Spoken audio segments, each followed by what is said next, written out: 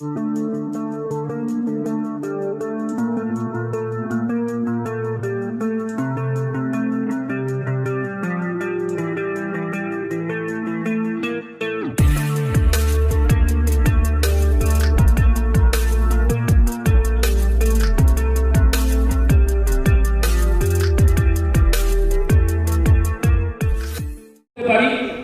কথাতে হিন্দিতে একটা কথা আছে, মুর্দে মে ভি জান আ জাতা হ্যায়। তো ওনার কথায় মৃত ব্যক্তির ভিতরে, মৃত অর্থাৎ দৈহিক মৃত নয়, মানসিক মৃত ব্যক্তির ভিতরেও জীবন আসতে পারে। এরকমই ডাইনামিক লিডার যাকে ডাকবো আপনাদের কাছে। আমি অনুরোধ করবো সবাইকে আপনাদের হাতের তালি আর ভালোবাসার সাথে মঞ্চে আসতে অনুরোধ করছি মিস্টার প্রশান্ত সিনহা। মাননীয় মিহির স্যারকে একটু মঞ্চে আসার জন্য অনুরোধ করছি। মিহির স্যার প্লিজ একটু মঞ্চে আসবেন। পুষ্পস্তবক দিয়ে বরণ করে নেওয়ার জন্য অনুরোধ করব আমাদের সকলের প্রিয় সাথী, প্রিয় upline great leader Mihir Das স্যারকে। মিহির স্যার অনুগ্রহ করে মঞ্চে আসবেন। আমি খুঁজছিলাম, ছিলেন না, এই এসে বসলেন বলতে। তাহলে ম্যাডাম প্লিজ। আচ্ছা, প্রসঙ্গত বলি, মিসেস সিনহা সম্পর্কে বলি। আজ থেকে 8 বছর আগে আমি সেকেন্ড ফেজ ভিডিও শুরু করেছি আমার ফ্যামিলিতে। প্রসঙ্গত আপনাদের আশীর্বাদ বা উপরওয়ালার আশীর্বাদ বলতে পারেন। আমার মিসেস সবসময় চেয়েছিলেন আমি এই বিজনেস থেকে সাকসেস জমে যাই, কিন্তু নেগেটিভিটি প্রত্যেকটি ফ্যামিলিতেই থাকে। আমার মা ছিলেন খুবই নেগেটিভ। মাত্র 5 মিনিট আমার মায়ের সঙ্গে ফোনে কথা বলেছিলেন। আজও পর্যন্ত আমার মা কখনো আরসিএম সম্পর্কে নেগেটিভ হননি। তো এরকমই ডাইনামিক লেডি পার্সোনালিটি। তো আমি অনুরোধ করবো এনাদের দুজনের জন্য একটা জোর হাতে তালি। আর মিহির স্যার আমাদের মিস্টার সিনহা এবং মিসেস সিনহাকে পুষ্পস্তবক দিয়ে বরণ করে দিচ্ছেন। Thank you sir. এবার মাইক্রোফোন তুলে দিচ্ছি আমি সিনহা স্যারের হাতে। Thank you. যদি আপনারা ভবিষ্যতে চান তাহলে এইখানে বসেও কিন্তু গরম থাকবেন যতই বাইরে জল হোক। Are you ready? সবাই এক্সাইটেড? সবাই ফুল জোশে আছেন তো? Very good. এই দিকের গুলো কিন্তু জোশে নেই তো। হ্যালো, সবাই জোশে? সবাই এক্সাইটেড? আজকে কিন্তু ইতিহাস তৈরি হচ্ছে এখানে, এবং আমার বিশ্বাস আজকে যতজন এই প্ল্যাটফর্মে এসছেন, এই জেলা পরিষদ হলে এসছেন, আপনাদের কিন্তু আজকে ভবিষ্যৎ তৈরি হবে। যদি আপনারা বিশ্বাস করেন যে আজকে আপনাদের ভবিষ্যৎ তৈরি হবে, তাহলে কিন্তু এটাই সত্যি। আর যদি কেউ ভাবে যে বাইরে বৃষ্টি হয়েছে আর ভিতরে এসে আছে একটু ঘুম মেরে নিই, তাহলে তো আপনারা জেগে থাকবেন তো? তো আমি চট করে দেখে নিব এখানে 7 জন ডিস্ট্রিবিউটরকে। একদম চট করে চলে আসুন, কারণ আমার দায়িত্ব দেওয়া হচ্ছে প্ল্যান শোয়ের জন্য। আমি এই আরসিএম বিজনেসের আন বান শান, এই আরসিএম বিজনেস যে আজকে পুরো ভারতে ইতিহাস তৈরি করেছে এবং ভবিষ্যতে ইতিহাস তৈরি করবে, পুরো পৃথিবীকে একটা দিশা দেখাবে, এমন একটা বিজনেস, এমন একটা প্ল্যাটফর্ম যে আজকে সাধারণ মানুষকে অসাধারণ করেছে, এমন একটা কনসেপ্ট যে আজকে গরিব মানুষকে আমির করেছে, এমন পরিবার যাকে গরিবপুর থেকে আমিরপুর নিয়ে গেছে। এর ভিতরের যে রাজটা আছে, এর ভিতরের যে রহস্যটা আছে, এই রাজ আর রহস্যটা আমি আপনাদেরকে দেখাবো, কিন্তু আপনাদের সাথ চাই। সাথ দেবেন? প্রত্যেকে দেবেন? সবাই জোশে আছেন? এক্সাইটেড আছেন? একটু আপনাদের এক্সাইটমেন্ট দেখে নিন, নাহলে কিন্তু আমি তো জোরদার, জোরে, আরো জোরে, আরো জোরে, কত জোর আছে, কত এক্সাইটমেন্ট আছে, আরো জোরে, জোরে, জোরে, জোরে, জোরে, জোরে, জোরে,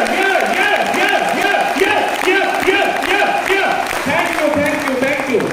আমার বিশ্বাস আজকে ইতিহাস তৈরি হবে। তো আমি এখানে একটু দেখে নিব যে কতজন আজকে নতুন এইখানে এসেছেন, যাদের কোনো ডিসকাউন্ট কার্ড নেই, কোনো আইডি নেই, কোনো নাম্বার পাননি, এইরকম কি কিছু আছেন? প্রত্যেক ডিস্ট্রিবিউটরকে বলবো যারা যারা আজকে নতুন এসেছেন এখানে, ওনাদের জন্য একবার ওয়েলকাম তালি আপনাদেরকে দিতে হবে। ওয়েলকাম। আমি আপনি প্রত্যেকেই কাস্টমার। আর এখানে ধরে নিন এই যে ইনি ভদ্রলোক আছেন, ইনি একজন কাস্টমার, মানে গ্রাহক, ক্রেতা। আমি আপনি প্রত্যেক দিন সকাল থেকে রাত অবধি বিভিন্ন রকমের প্রোডাক্ট ব্যবহার করি, এবং এই প্রোডাক্টগুলো আমরা বিভিন্ন জায়গা থেকে কেনাকাটা করি এবং এই প্রোডাক্টগুলো বিভিন্ন ফ্যাক্টরি কোম্পানি ইন্ডাস্ট্রিতে তৈরি হয় এবং এই যে কোম্পানি ফ্যাক্টরি ইন্ডাস্ট্রি আমি আপনি কিন্তু জানি না এগুলো কোথায় আছে, কিন্তু আজকের এই মডার্নাইজেশন যুগে দেখা যায় আমার পাড়ার যে দোকান আছে সেই দোকানে এমন কিছু প্রোডাক্ট বিক্রি হয় যেটা হয়তো চায়নাতে তৈরি হচ্ছে বা আমেরিকাতে বা জাপানে, হয় না হয়নি? তো এইরকম একজন ফ্যাক্টরির মালিক দেখছেন কত সুন্দর, এবং এই যে ফ্যাক্টরির মালিক ইনি কিন্তু লাখ লাখ টাকা কোটি কোটি টাকা প্রত্যেকদিন রোজগার করেন। কি করে? উনি নিজের ফ্যাক্টরিতে বিভিন্ন রকমের প্রোডাক্ট ব্যবহার করেন এবং সেই প্রোডাক্টগুলো আমি আপনি কিনি। তো ধরুন ইনি কাস্টমার, ইনি জিনিস কিনেন কোথা থেকে? না, এনার পাড়ার একজন দোকানদার আছে যাকে বলা হয় রিটেলার। কি বলা হয়? কি বলা হয়? কি বলা হয়? ইনি হচ্ছেন রিটেলার, মানে ছোট বিক্রেতা। এরা আমাদের বাড়ির আশেপাশে ঘর আছে, ঘরের সাথে দোকান আছে, এনার থেকে আমরা কিনি। এবার আমি একটা উদাহরণ নিচ্ছি, এখানে কতজন আছেন যারা সকালে দাঁত মাজেন না? একটু হাত তুলবেন। একবার ম্যাডামের জন্য জোরদার হাততালি চেয়ে নেব। আপনাদের মনে হয়তো প্রশ্ন আসছে, এটা ঠিকই যে উনি হয়তো সকালে ব্রাশ করেন না, কিন্তু সকালে ব্রাশ করার চেয়ে বেশি ইম্পর্টেন্ট রাতে ব্রাশ করা। এবং যতজন বসে আছেন আজকে দিব্যি খেয়ে নেবেন এই স্টেজ থেকে, আপনারা মর্নিং এ ব্রাশ করুন বা না করুন, রাতে অবশ্যই ব্রাশ করে শুবেন।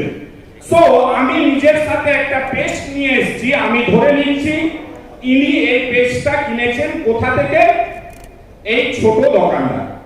আচ্ছা, এই ছোট দোকানদার তো প্রোডাক্টটা তৈরি করেনি, করেছে? আরে ভাই বুঝতে পারছেন না বাংলা, হিন্দি মে বলুন क्या? সো ইনি কি তৈরি করেছেন? ইনি কি করেছেন? এনার চেয়ে বড় দোকানদার যাকে বলা হয় হোলসেলার, দেখুন বেশ কোট করে আছে, ইনি যে দোকানটা করেছেন ইনি হয়তো একটা ব্লকে সাপ্লাই করেন এবং এনাকে থোক বিক্রেতা বলা হয়। একটা ব্লকে ইনি কোনো একটা প্রোডাক্টের ডিস্ট্রিবিউটারশিপ নিয়ে সেই প্রোডাক্টটা সাপ্লাই দেয়। এবার ইনিও তো প্রোডাক্টটা তৈরি করছেন না, করছেন কি? ইনি কি করছেন? এনার চেয়ে এক বড় ব্যবসায়ী ডিস্ট্রিবিউটার এনার থেকে প্রোডাক্টটা নিয়ে আসছে। সো হোলসেলার ডিস্ট্রিবিউটার ইনি কি করেন? একটা ডিস্ট্রিক্টে প্রোডাক্টগুলোকে ডিস্ট্রিবিউট করেন। এখানে সিট এগুলো কভার করা আছে। ধরুন পশ্চিম মেদিনীপুরে ইনি একজন ডিস্ট্রিবিউটার একটা প্রোডাক্টের, ইনি সেই প্রোডাক্টটা পুরো পশ্চিম মেদিনীপুরে ছোট ছোট হোলসেলারকে দিয়ে দেন।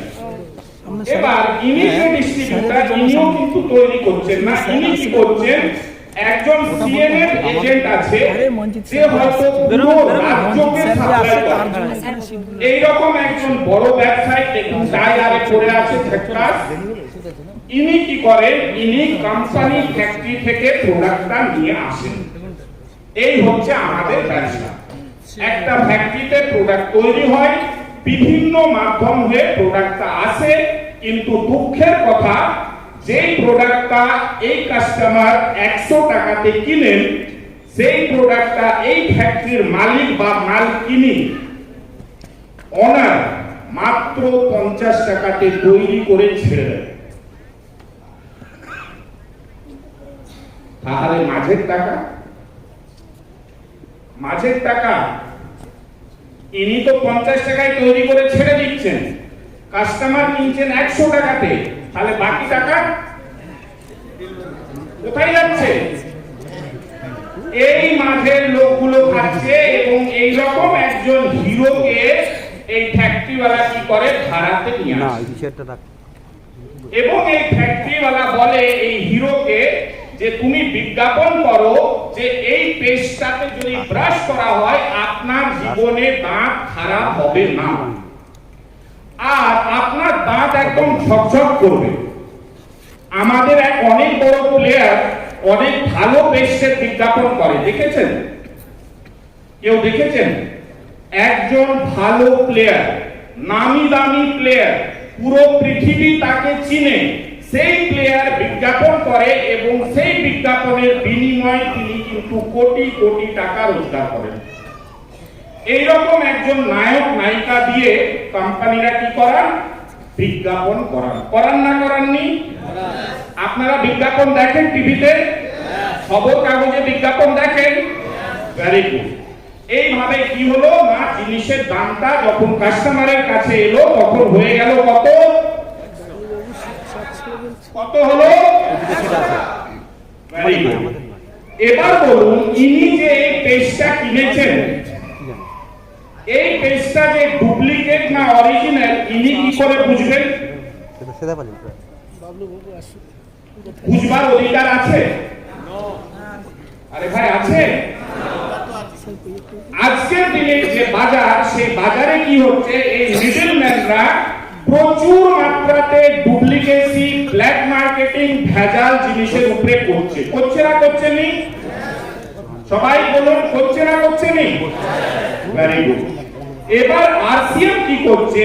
আরসিএম বলছে এই মিডলম্যানরা যত আছেন বা এই হিরো হিরোইন যত আছেন, এদের কাজ হোমেও নেই আর যোগ্যও নেই, এদের কোনো কাজই নেই। আরসিএম বিজনেস কি করলো?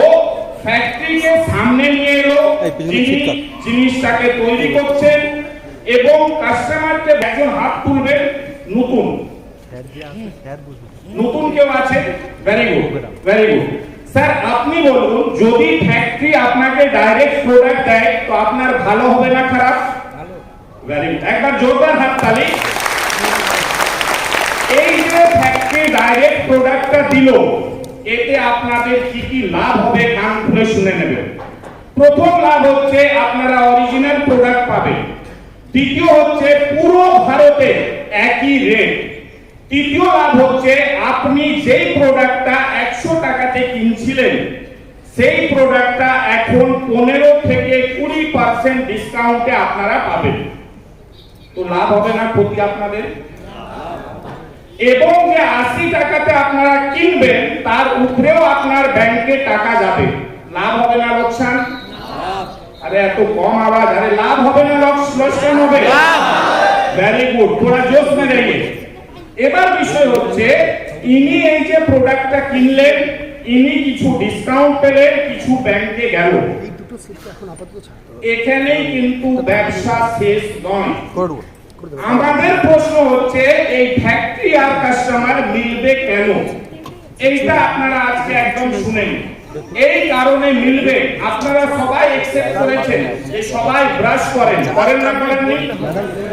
আমি শুধু পেস্টের ব্যাপারে এক দুটো পয়েন্ট আপনাদেরকে বলবো, কেন আপনারা ডাইরেক্ট পেস্টটা কিনবেন।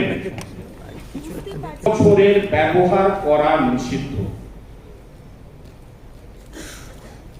এবং যতজন নতুন আছেন, আপনারা যেই যেই পেস্ট ব্যবহার করছেন, আপনারা আজকে নিজের পেস্টে যে দেখবেন, সে যত দামি পেস্ট হোক, সেই পেস্টে লেখা আছে 0 থেকে 6 বছর ব্যবহার নিষিদ্ধ।